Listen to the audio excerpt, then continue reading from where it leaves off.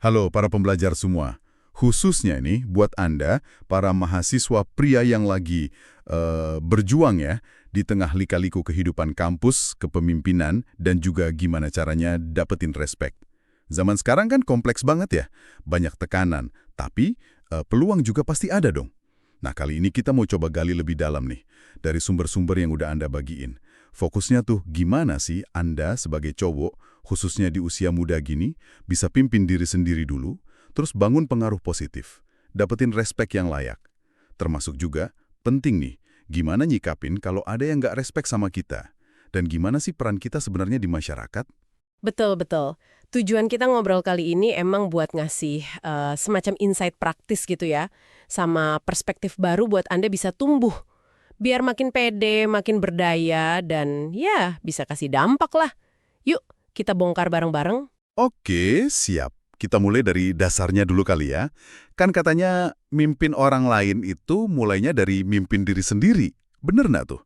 Sumber-sumber yang kita lihat ini kayaknya nekenin banget soal pentingnya fokus ke kendali internal. Maksudnya gimana tuh? Iya, bener banget. Jadi intinya tuh kita fokus ke apa yang bisa kita kontrol ya, pikiran kita, emosi, tindakan kita sehari-hari, bukan malah pusing mikirin hal-hal di luar sana yang ya kita nggak bisa atur sepenuhnya kan. Oke. Kendali internal ya. Nah, ada satu konsep menarik nih dari salah satu sumber. Disiplin itu dibilang kayak devosi harian untuk takdir Anda. Keren ya.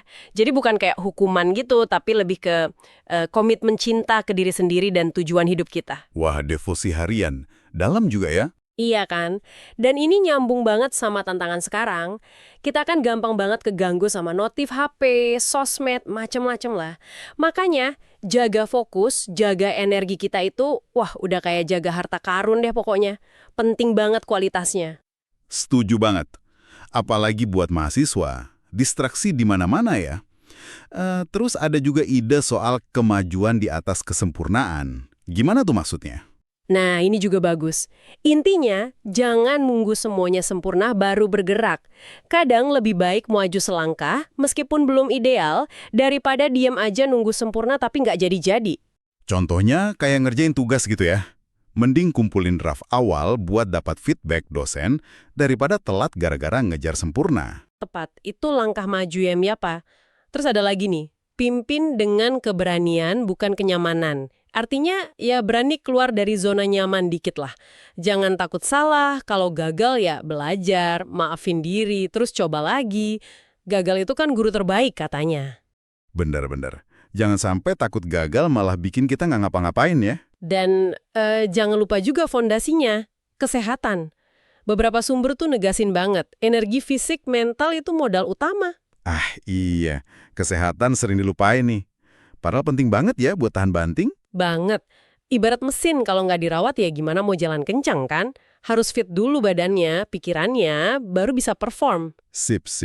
Oke, itu tadi soal diri sendiri. Nah, sekarang kita geser dikit ke interaksi sama orang lain nih. Ini juga seru kayaknya. Gimana caranya biar kita dihargai? Nah, ini dia. Sumber-sumber banyak banget nyinggung soal boundaries atau batasan diri. Tapi yang jelas dan elegan gitu. Bukan yang bikin orang malah ilfeel. Batasan diri ya? Maksudnya kayak gimana tuh? Biar nggak kelihatan sombong gitu. Pertanyaan bagus. Ya intinya, berani bilang enggak kalau emang nggak sesuai sama nilai kita atau bikin kita keberatan. Dan nggak perlu merasa bersalah berlebihan. Terus gimana cara nanggepin kalau ada yang nggak sopan atau nggak ngargain kita? Harus tenang tapi tegas. Contohnya gimana tuh? Kalau ada yang ngomong kasar misalnya. Ada saran bagus nih, cukup bilang aja dengan tenang. Maaf, saya nggak bisa terima kalau ada yang bicara seperti itu ke saya. Udah, gitu aja. Tegas tapi nggak emosi. Kuncinya itu di self-respect. Kalau kita sendiri menghargai diri kita, cara kita bersikap, orang lain tuh cenderung ngikutin kok. Respect itu nular. Self-respect menular ya. Menarik. Terus soal komunikasi, ada tips lain nggak? Ada. Katanya sih bicara secukupnya. Hindari jelasin panjang lebar yang nggak perlu, karena itu malah bisa bikin kita kelihatan kurang pede. Oh, gitu ya. Kadang kita suka over-explaining ya biar orang ngerti. Iya, padahal kadang nggak perlu. Tetap tenang, apalagi kalau lagi diuji atau diprovokasi, itu nunjukin kedewasaan kita. Kalau kita lihat gambaran besarnya nih, ini semua nyambung ke pemahaman soal dinamika sosial, ego orang. kita perlu realistis, strategis juga dalam bertindak. Jangan cuma reaktif aja sama keadaan, pikirin jangka panjangnya. Oke. Jadi lebih proaktif ya, punya tujuan jelas. Nah, sekarang kita coba kerucutin lagi nih ke konteks Anda sebagai mahasiswa pria di Indonesia. Kan tantangannya spesifik juga ya? Iya betul. Sumber-sumber ini jujur banget ngangkat isu kayak potensi perasaan nggak berguna atau nggak berharga. Mungkin karena tekanan soal masa depan, kerjaan, atau peran cowok di masyarakat yang rasanya ekspektasinya gonta-ganti terus. Bener banget. Kadang bingung ya, harus jadi kayak gimana sih sebenarnya? Makanya penting banget buat nemuin dharma kita sendiri.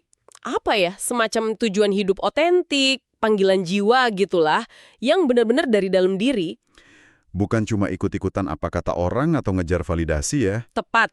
Misi pribadi itu yang jadi kompas kita. Itu fondasi harga diri yang sejati, yang gak gampang goyah sama omongan orang. Belum lagi tantangan digital nih. Zaman sekarang kan beda banget ya. AI buat ngerjain tugas gimana tuh? Nah itu dia, isu integritas akademik jadi penting banget. Jangan sampai AI malah bikin kita jadi nggak bisa mikir kritis. Atau kecanduan game, konten dewasa buat pelarian dari stres kuliah. Itu nyata banget kan, dialami banyak mahasiswa? Iya, nyata banget. Makanya, literasi digital yang sehat, jaga integritas, sama bangun resilience atau daya lenting, itu krusial banget. Jadi kalau ada yang ngeremehin atau nggak ngehargain kita gimana dong? Kadang bikin kesal kan? Pasti. Tapi sumber-sumber ngingetin nih. Ingat, sikap mereka itu lebih nunjukin soal diri mereka sendiri, keterbatasan mereka. Bukan soal nilai diri kita. Jadi jangan diambil hati gitu ya? Ya, fokus aja ke pengembangan diri kita. Tegakkan standar kita. Cara nanggepinnya bukan pakai emosi atau agresi. Cukup dengan tenang, jelasin sikap kita, tunjukin kalau kita punya standar, gimana kita mau diperlakukan. Itu udah pelajaran buat mereka kok, tanpa perlu teriak-teriak. Wah, oke. Jadi intinya nih, kalau dirangkum ya, buat jadi pria modern yang memimpin, khususnya mahasiswa, mulainya dari dalam dulu ya.